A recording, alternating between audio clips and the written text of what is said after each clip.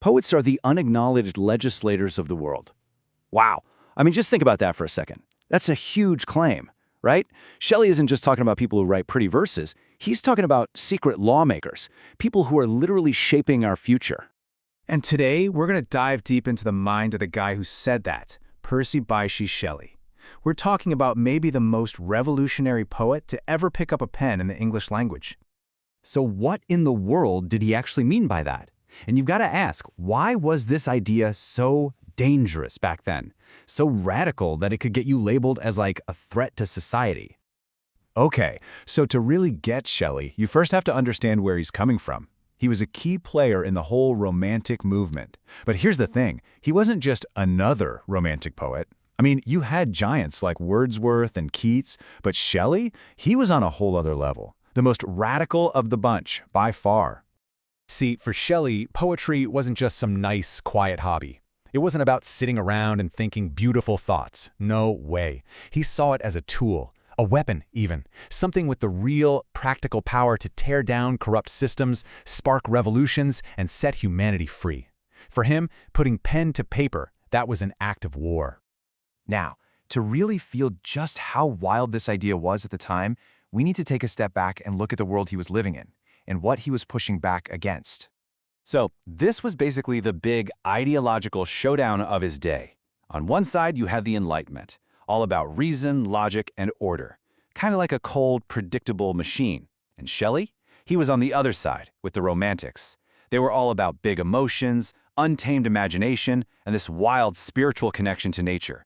And let me tell you, Shelley wasn't just on the team, he was a full-on general in this war of ideas.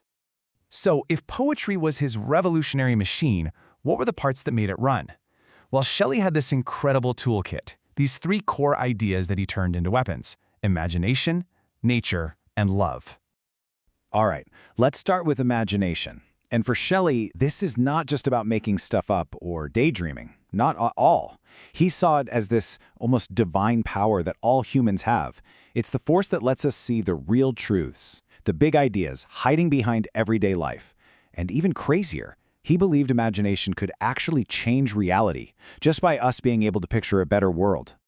He lays this out perfectly in Adonais, his poem about the poet John Keats. When he says, "The many change and pass," he's talking about, all the temporary stuff in our world that just fades away.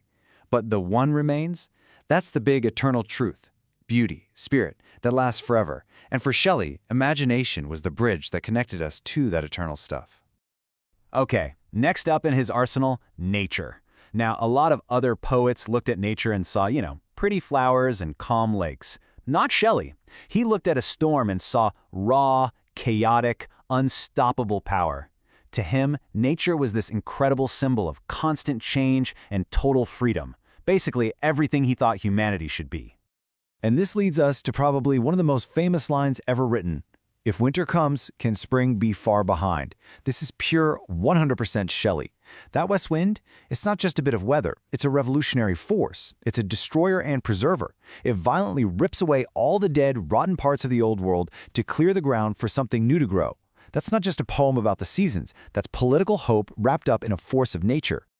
And that brings us to his ultimate weapon, the big one, love. And again, we're not just talking about romance here. For Shelley, love was this massive cosmic force. It was like gravity, but for the soul.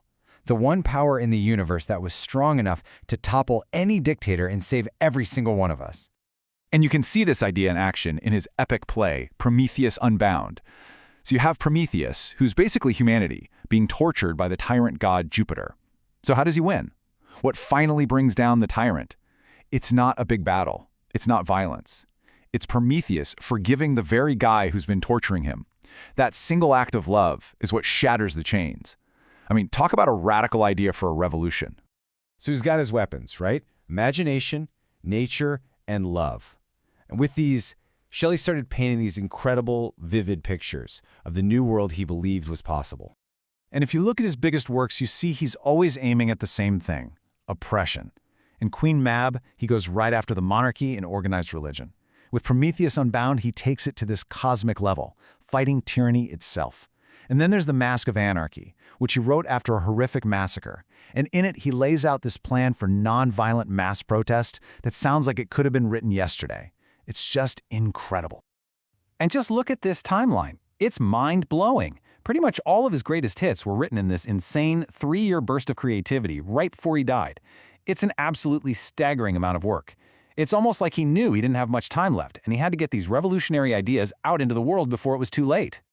Which, of course, brings us all the way back to the beginning, back to that idea of the poet as a lawmaker. So, what is the legacy he left behind?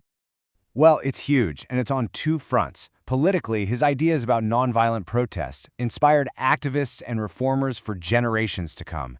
And poetically, his pure genius completely changed the game for the poets who came after him. But really, his biggest legacy? He's this enduring voice for social justice. He's the guy who will forever champion the idea that art isn't just decoration. It's supposed to change the world.